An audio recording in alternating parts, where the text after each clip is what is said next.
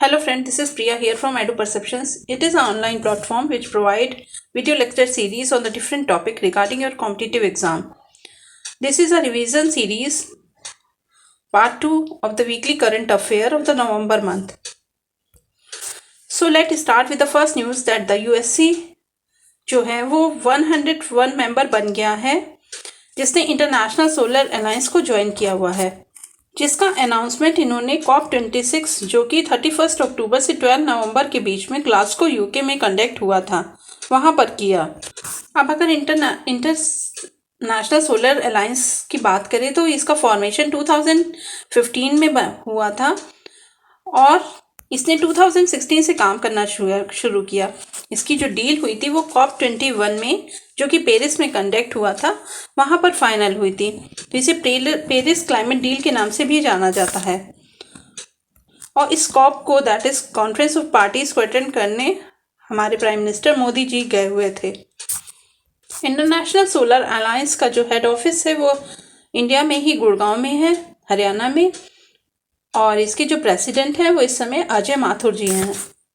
इस समय इसमें 124 देश जो हैं वो इसके मेंबर हैं। Actually this project was made by the countries which have their location in between Tropic of Cancer and Tropic of Capricorn. As you all know कि इक्वेटर से Tropic of Cancer और Tropic of Capricorn के बीच में सन की जो raise हैं वो सबसे ज़्यादा डायरेक्ट होती हैं, या सबसे ज़्यादा एरिया ज़्यादा टाइम के लिए वहाँ पे रेज पड़ती हैं। तो मेनली इस प्रोजेक्ट का जो एम था वो था कि सोलर एनर्जी का ज़्यादा से ज़्यादा यूज़ करके अर्थ के टेम्परेचर को 2 डिग्री तक कम करना। तो आपको ये लग रहा होगा कि जब इसमें 124 मेंबर ऑलरेडी हैं तो फिर यूएसए जो है 101 मेंबर कैसे बना। तो इसका मतलब ये है कि उस 101 कंट्री जो हैं उन्होंने फ्रेमवर्क एग्रीमेंट पे साइन किया है, यानी कि वो अब जो इसको की जो एग्रीमेंट डील है उस पर काम करना शुरू करेंगे। दैट इज़ कि वो अब अपने कंट्री में ऐसी चीज़ें अप्लाई करेंगे जिससे कि सोलर एनर्जी का ज़्यादा से ज़्यादा यूज़ हो सके और कार्बन एमिशन कम हो सके। तो यूएसए से जॉन कैरी जो इसके रिप्रेजेंटेटिव थे COP26 में ग्लासगो में, उन्होंने इस एग्रीमेंट पे यूएसए की तरफ से साइन किया हुआ है। अगर हम बात करें तो फर्स्ट कॉप जो है वो कहाँ पे कंडक्ट हुई थी, वो बर्लिन जर्मनी में कंडक्ट हुई थी। और इंडिया में इसका 8th एडिशन हुआ था जो 2002 में हुआ था, जिसको दिल्ली डिक्लेरेशन के नाम से भी हम लोग जानते हैं। नेक्स्ट वाली जो COP27 है उसका भी डिसीजन हो गया है। ये जो एडिशन होगा वो इजिप्ट में होगा 2022 में। तो इस बार की जो COP26 थी इसमें ग्रीन ग्रिड डेवलप करने का एक सबने, आप कह सकते हैं, संकल्प लिया है, जिसमें इंडिया और यूके ने पहले साइन किया, फिर बाद में इसमें यूएसए, ऑस्ट्रेलिया, फ्रांस भी जुड़ गए हैं। और इसका मोटो जो है वो 1 सन 1 वर्ड 1 ग्रिड के नाम से दिया गया है। और इस डिक्लेरेशन को, या ये इस COP26 को 1 सन डिक्लेरेशन के नाम से भी जाना जा रहा है। नेक्स्ट, अगर क्लाइमेट से रिलेटेड एक और न्यूज़ की बात करें तो अभी क्लाइमेट परफॉर्मेंस इंडेक्स 2022 रिलीज़ हुआ है, जिसको जर्मन वॉच ने रिलीज़ किया है। इसमें इंडिया की रैंकिंग जो है वो 10th पोजीशन पे है। इसमें टोटल कंट्री जिन्होंने पार्टिसिपेट किया था वो 60 थी, प्लस यूरोपियन यूनियन, ये इसका 17th एडिशन था। इसका जो बेसिस था जिस पे ये इंडेक्स रिलीज़ किया गया है वो ग्रीन हाउस एमिशन कितना कौन सा कंट्री कर रहा है, या अपने कंट्री में वो किस तरह से पॉल्यूशन कंट्रोल के मेशर को अप्लाई कर रहा है, उसके बेसिस पे ये रिलीज़ किया गया। नंबर 4 पर डेनमार्क थी, जिसको हाईएस्ट रैंक मिला हुआ है, और इसके बाद स्वीडन एंड नॉर्वे 6 नंबर पे। जो टॉप 3 प्लेसेस हैं उनको खाली रखा गया है, क्योंकि अभी तक ऐसा कोई कंट्री नहीं है जिसने सारे टर्म्स को फुलफ़िल किया हुआ है। अगर बात क्लाइमेट की आ रही है तो एक क्लाइमेट अवार्ड भी यूके देता है, जिसको क्लाइमेट चेंज अवार्ड के नाम से भी जाना जाता है। इसको यूके ने स्टार्ट किया है और इंडिया के विद्युत मोहन को ये अवार्ड मिला हुआ है इस बार का। नेक्स्ट, अगर हम बात करें तो एक न्यू बुक लॉन्च हुई है, सनराइज ओवर अयोध्या, जिसको लिखा है आपके फॉर्मर यूनियन मिनिस्टर और द कांग्रेस के जो लीडर हैं सलमान खुर्शीद ने। यह बुक जो है न्यूज़ में थोड़ा सा हाईलाइट रही है, तो इसका नाम थोड़ा सा इम्पोर्टेंट हो जाता है। जो सुप्रीम कोर्ट के राम मंदिर का जो जजमेंट है, उस पर लोगों के जो ओपिनियन है उनके बारे में लिखा गया है। अगर आप फ्लैशबैक में जाएं तो 9 नवंबर 2019 को ये डिसीज़न आया था, जो कि 5 जजेस की कॉन्स्टिट्यूशन बेंच ने इसको दिया था, जिसके हेड थे उस समय के chief justice of India Ranjan Gogoi. इसी समय एक बुक और भी रिलीज़ हुई है जिसका नाम है finding a straight line between twist and turn by the Aseem Chawla. ये बुक जो है वो नेशनल और इंटरनेशनल लेवल पे जो टैक्स का जो क्राइटेरिया सेट करते हैं उसके ऊपर है, तो आप बस नाम याद कर रख लीजिए, थोड़ा सा देख लीजिए। वो 18th सेंचुरी की एक मूर्ति के बारे में है जो कि माँ अन्नपूर्णा की मूर्ति मानी जा रही है, और इसको जो है ये 100 ईयर पुरानी है, और इसको कनाडा ने इंडिया को हैंड ओवर किया है।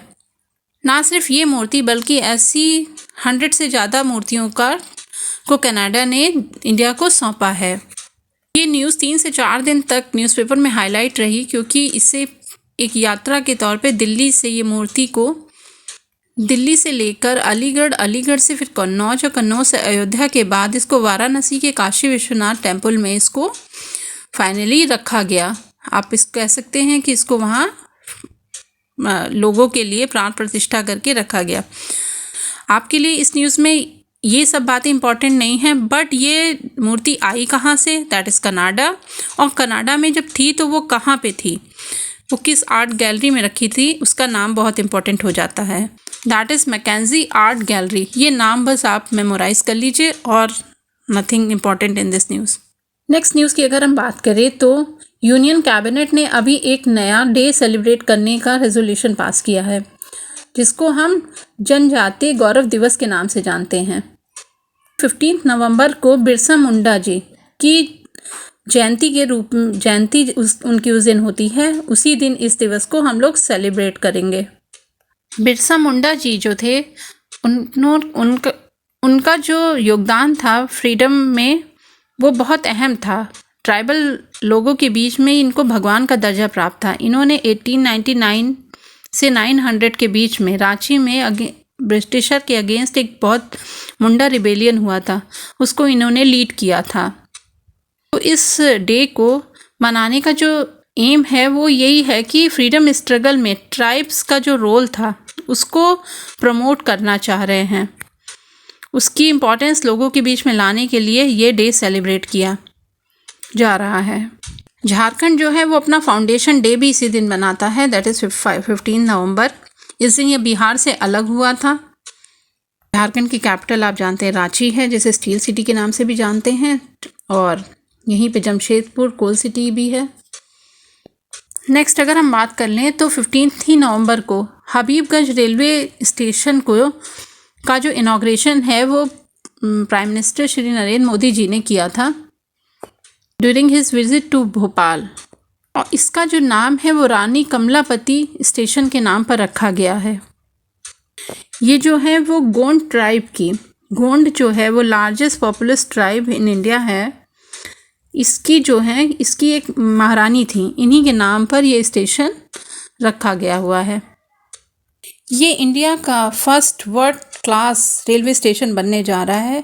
इसमें सारी फैसिलिटीज़ होंगी, चाहे वो एलिवेटर हो, लिफ्ट हो। इसकी जो बिल्डिंग है वो फुल ग्रीन बिल्डिंग होगी, जिसमें मतलब वो अर्थक्वेक को रेजिस्ट करेगी। इलेक्ट्रिसिटी के लिए सोलार पैनल्स वगैरह, फूड के कोर्ट, गेम जोन, ये सब होंगे। तो भोपाल में ये स्टेशन का इनॉग्रेशन हमारे करा इन्होंने। नेक्स्ट अगर बात करें तो स्पोर्ट न्यूज़ है, जिसमें नोवाक जोकोविक ने डैनियल मेंडवेव को, जो कि रशिया के हैं, उनको डिफीट करके 37th masters title at Paris को जीता है। पेरिस जो है फ्रांस की कैपिटल हो जाती है, जो कि सीन रिवर के किनारे है।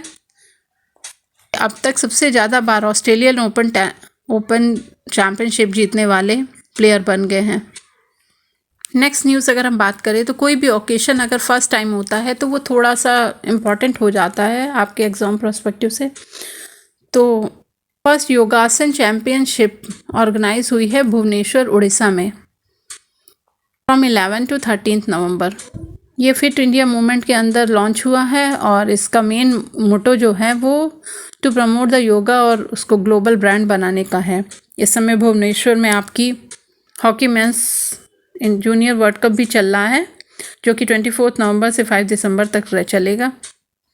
कलिंगा स्टेडियम में इस भुवनेश्वर उड़ीसा में चल रहा है इस समय। अगर हम स्पोर्ट डे की बात करें 29 अगस्त को होता है, इसी दिन फिट इंडिया मूवमेंट लॉन्च हुआ था और ये मेजर ध्यानचंद जी की जयंती के रूप में स्पोर्ट डे हम लोग सेलिब्रेट करते हैं। नेक्स्ट, इसी मंथ हम लोग ने नेशनल एजुकेशन डे भी मनाया, दैट इज़ 11 नवंबर। ये डे हम लोग मौलाना अब्दुल कलाम आज़ाद की बर्थ एनिवर्सरी के दिन सेलिब्रेट करते हैं, जिनको आर्किटेक्ट ऑफ एजुकेशन के नाम से भी जाना जाता है। और ये हमारे फर्स्ट एजुकेशन मिनिस्टर रह चुके हैं 1947 से 58 में। फर्स्ट टाइम ये जो डे है वो 2008 में सेलिब्रेट हुआ, जिसको ministry of human resource development ने अनाउंस किया था। इनका जो बर्थ प्लेस है वो मक्का है, सऊदी अरेबिया में। इन्होंने एजुकेशन की फील्ड में बहुत काम किया था। So he was awarded Bharat Ratna after his death in 1992। अब जब एजुकेशन की बात आ गई है तो हम लोग थोड़ा सा कुछ रिवीजन कर लेते हैं, जिसमें फर्स्ट एजुकेशन पॉलिसी भारत में कब बनी थी, 1968 में। फिर इसको दोबारा से 1986 में मॉडिफाई किया गया और जो फर्स्ट एजुकेशन पॉलिसी बनी थी उसके लिए हंटर कमीशन अपॉइंट किया गया था। न्यू एजुकेशन पॉलिसी जो है वो 2020 में है और कस्तूरी रंजन कमेटी ने इसको बनाया है। अब कर्नाटक जो है ऐसा फर्स्ट स्टेट बन गया है जिसने इस पॉलिसी को अपने यहाँ अप्लाई कर दिया है, और एमपी सेकंड नंबर का। और तमिलनाडु एक ऐसा स्टेट बन गया है जिसने इस पॉलिसी को बायकॉट किया हुआ है। कभी कभी आपसे कोठारी कमेटी के बारे में भी पूछ लिया जाता है, ये हायर एजुकेशन के लिए कमेटी बनी थी। So thank you guys.